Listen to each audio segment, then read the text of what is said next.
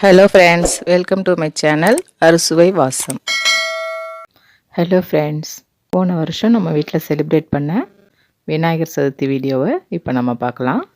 நம்ம வீட்டுக்கு பிள்ளையார் வந்துட்டார். இப்போ நம்ம பிள்ளையாருக்கு ஆரத்தி எடுத்து உள்ளே அழைச்சிட்டு போகலாம்.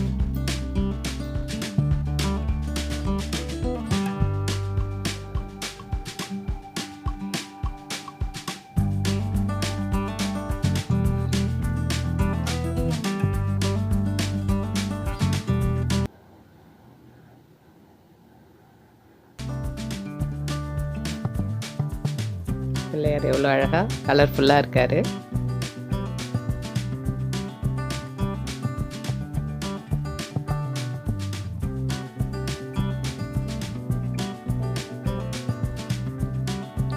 இப்போ நம்ம பூஜா ரூமில் பிள்ளையார் வச்சுட்டு சமைக்கிற வேலையை பார்க்கலாம்.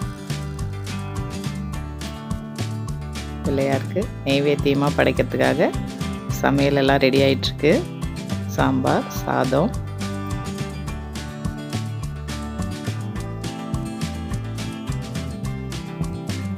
உருளைக்கிழங்கு பொரியல்,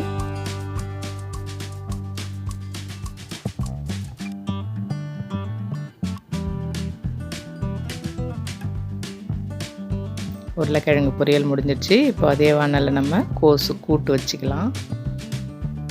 அதுக்காக பச்சை பருப்பு, பச்சை மிளகாயெல்லாம் போட்டு தக்காளி, வெங்காயம், கோஸு எல்லாத்தையும் ஒன்றா போட்டு வேக வைக்க போகிறேன்.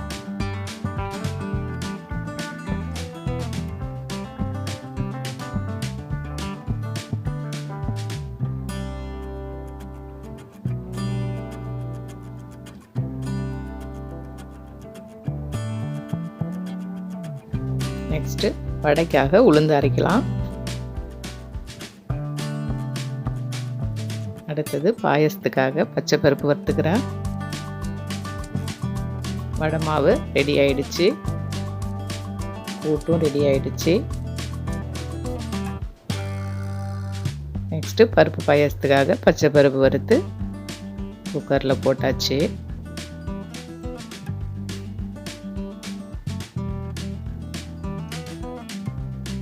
இன்றைக்கி பச்சை பருப்பு பாயசம் தான் ரொம்ப ஸ்பெஷலு. அது என்னென்னு அப்புறம் சொல்கிறேன். இந்த பச்சரிசியும் பச்சை பருப்பும் பொங்கல் செய்யறதுக்காக கழுவ போகிறோம். இது துவரம் பருப்பும் அரிசியும், இது பணியாரத்துக்காக அரைச்சிக்கலாம். தண்ணி கொதிச்சிடுச்சு. பொங்கலுக்காக கழுவி வச்ச அரிசியும் பச்சை பருப்பையும் சேர்த்தாச்சு.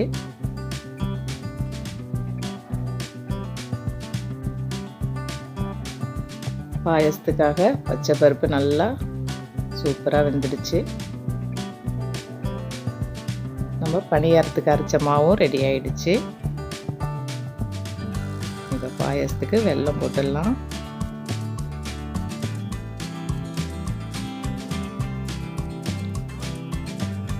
சக்கரை பொங்கலுக்கும் வெல்லம் போட்டாச்சு.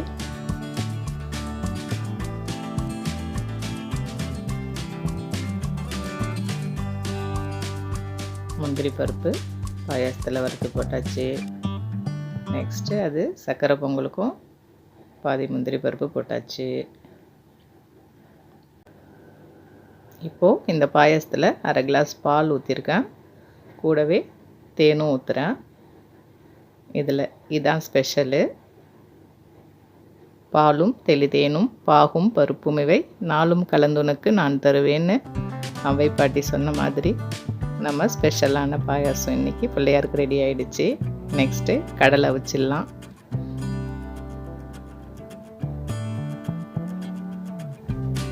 இப்போது பணியாரத்துக்கான மாவில் வெல்லம், ஏலக்காயெல்லாம் போட்டாச்சு.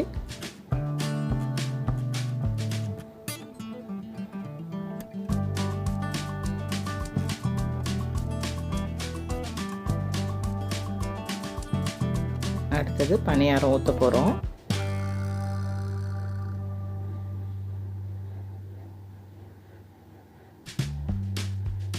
நல்லா சூப்பராக பஃபியாக பணியாரம் நல்லா உப்பி வந்திருக்கு.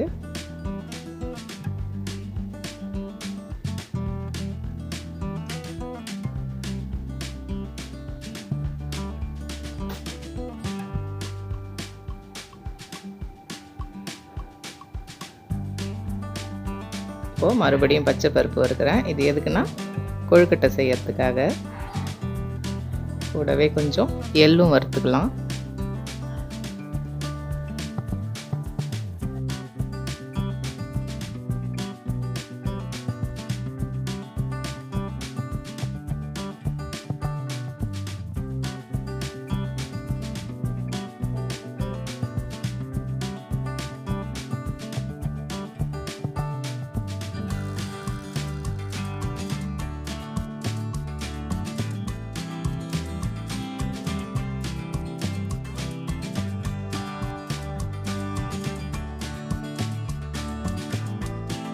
அவ்வளோதான், கொழுக்கட்டை மாவு ரெடி ஆகிடுச்சு.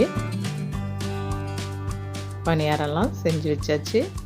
நெக்ஸ்ட்டு அதே வானலில் நம்ம வடை போட்டு எடுத்துக்கலாம்.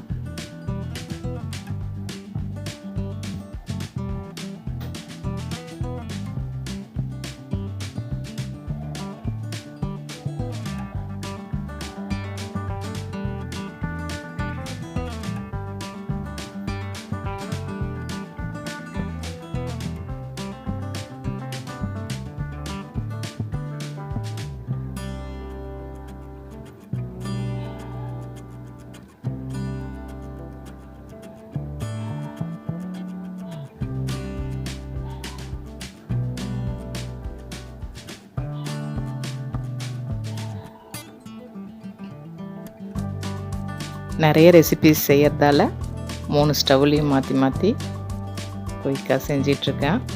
இப்போ நம்ம கொழுக்கட்டை பிடிச்சி வச்சாச்சு.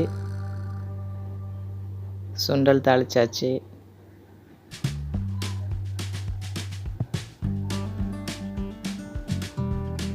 இப்போது பிள்ளையார் அபிஷேகத்துக்காக பால், தயிர், சந்தனம் எல்லாம் எடுத்து வச்சுருக்கேன். அபிஷேகம் நிறைய தண்ணி ஊற்றி நான் பண்ணலை. மண்ணால் செஞ்ச பிள்ளையார், அதனால் ஏதாவது டேமேஜ் ஆகிடுமோன்னு ஒரு பயம். அதனால் கொஞ்சம் கொஞ்சம் மட்டும் ஊற்றி அபிஷேகம் பண்ணியிருக்கேன்.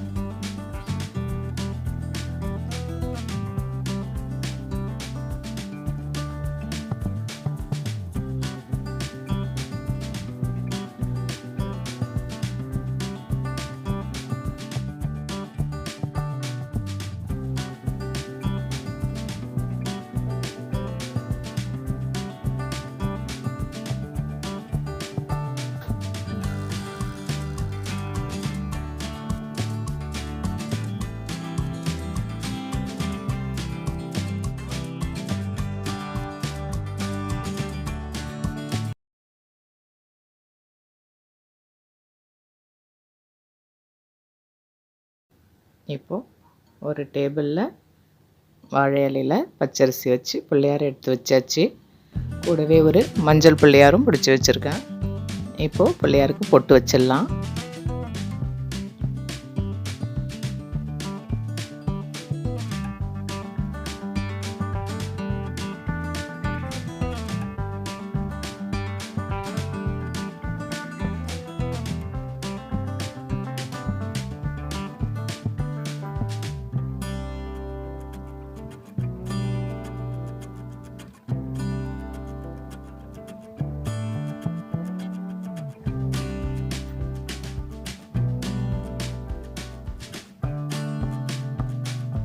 பிள்ளையாரோட தொப்புளில் ₹1 காயின் வச்சாச்சு.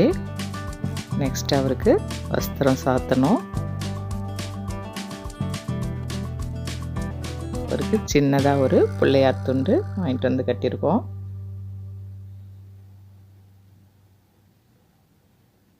இப்போ பிள்ளையாருக்கு மாலை டெக்கரேஷன் பண்ணுறதுக்காக பின்னாடி ஒரு குச்சி வச்சு கட்டிட்டு, இப்போ அருகம்புல் மாலை, இட்லி கொத்துப்பூ மாலை போட்டிருக்கேன். செவ்வரளி மாலை, சாமந்தி எல்லாமே மாலையாக கட்டி போட்டிருக்கோம். பிள்ளையாருக்கு 21 இலை கொண்டு அர்ச்சனை பண்ணுறது ரொம்ப நல்லதுன்னு சொல்லுவாங்க. எனக்கு 21 இலை கிடைக்கலனாலும் என்னால் முடிஞ்ச வரைக்கும் இலைகளை கலெக்ட் பண்ணியிருக்கேன். எருக்கு இலை, அரசன் இலை,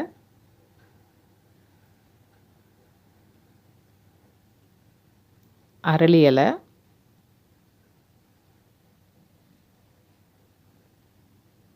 இது முல்லை, அத்தி இலை,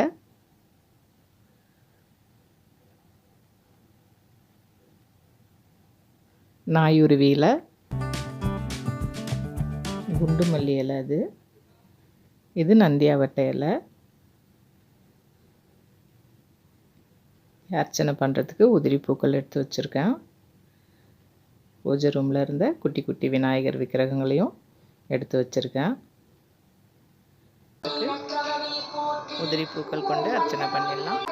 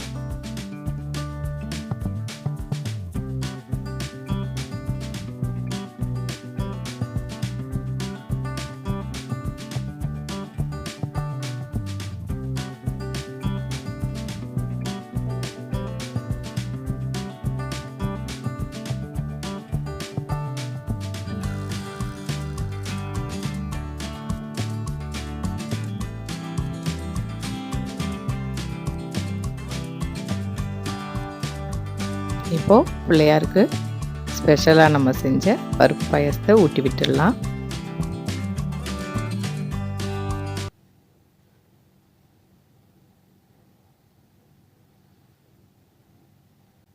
பிள்ளையார் எவ்வளோ சூப்பராக அழகாக இருக்கார் பாருங்கள். உங்களுக்கு இந்த வீடியோ பிடிச்சிருந்தா அறுசுவை வாசம் சேனலை சப்ஸ்கிரைப் பண்ணிவிடுங்க. கூடவே பெல் ஐக்கானை ப்ரெஸ் பண்ணி ஆல் ஆப்ஷனை கிளிக் பண்ணிக்கோங்க. Thank you friends.